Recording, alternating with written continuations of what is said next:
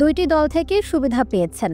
বাংলাদেশের রাজনীতিতে এরকম কিছু চরিত্রের দেখা মেলে, কিন্তু বিএনপি, জাতীয় পার্টি ও আওয়ামী লীগ তিন দলেই সুবিধাভোগী হয়েছেন, এরকম চরিত্র প্রায় বিরল। আর সেই বিরল সৌভাগ্যবান রাজনীতিবিদ হলেন রুহুল আমিন হাওলাদার। আওয়ামী লীগের শেষের দিকে কিছুটা কোণঠাসা হয়ে পড়েছিলেন।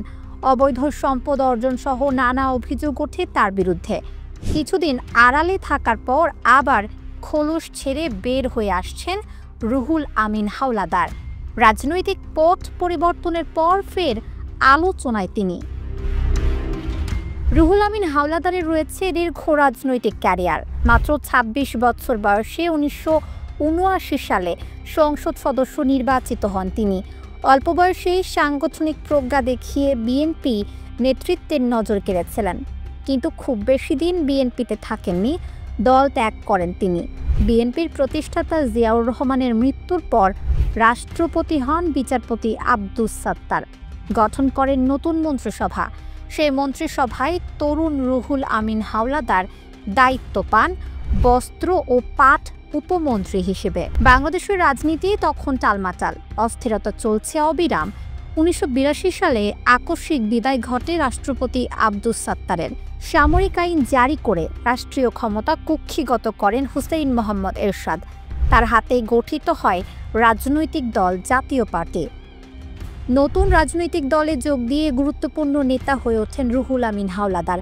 তখনকার রাষ্ট্রপতি এরশাদের অত্যন্ত ঘনিষ্ঠ ও নির্ভরযোগ্য ব্যক্তি হিসেবেও নিজেকে অপরিহার্য করে তোলেন। হাওলাদারের বিশ্বস্ততা ও সাংগঠনিক দক্ষতার প্রতিদান দিয়েছিলেন হুসেইন মোহাম্মদ এরশাদ। হুইপ, প্রতিমন্ত্রী এবং মন্ত্রী হন রুহুল আমিন হাওলাদার। এরপর গণ অভ্যুত্থানে পতন ঘটে এরশাদের। এরপর কিছুটা কোণঠাসা অবস্থায় পড়েন হাওলাদার। পরে তা কাটিয়ে আবার দাপুটে ফেরেন। এরপর আসে ২০০৮ সালের নির্বাচন। জাতীয় পার্টির সঙ্গে জোট গড়ে ক্ষমতায় ফিরে আওয়ামী লীগ। মোট ৬বার এমপি হয়েছেন রুহুল আমিন হাওলাদার। এর মধ্যে ২০০৮ থেকে ২০২৪ পর্যন্ত হয়েছেন ৩বার। এমপি হয়েছিলেন তার স্ত্রীও। ২০১৩ সালে নির্বাচনী সরকার গঠন করা হলে পূর্ণ মন্ত্রীর দায়িত্ব পান রুহুল আমিন হাওলাদার।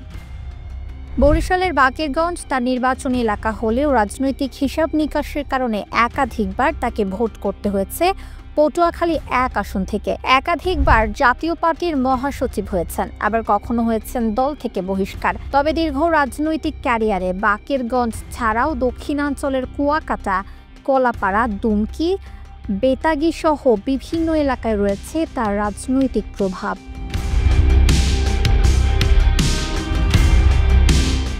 আর এই রাজনৈতিক প্রভাবের জোরে অবৈধ কর্মকাণ্ডের অভিযোগ রয়েছে তার বিরুদ্ধে।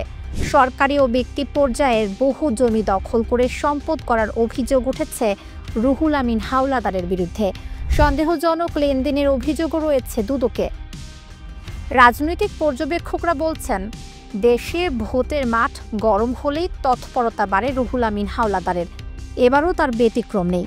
পথ পরিবর্তনের পর সম্প্রতি আবার রাজনীতির ময়দানে দেখা যাচ্ছে তাকে। জাতীয় পার্টি গোছানোর প্রতিশ্রুতি দিচ্ছেন।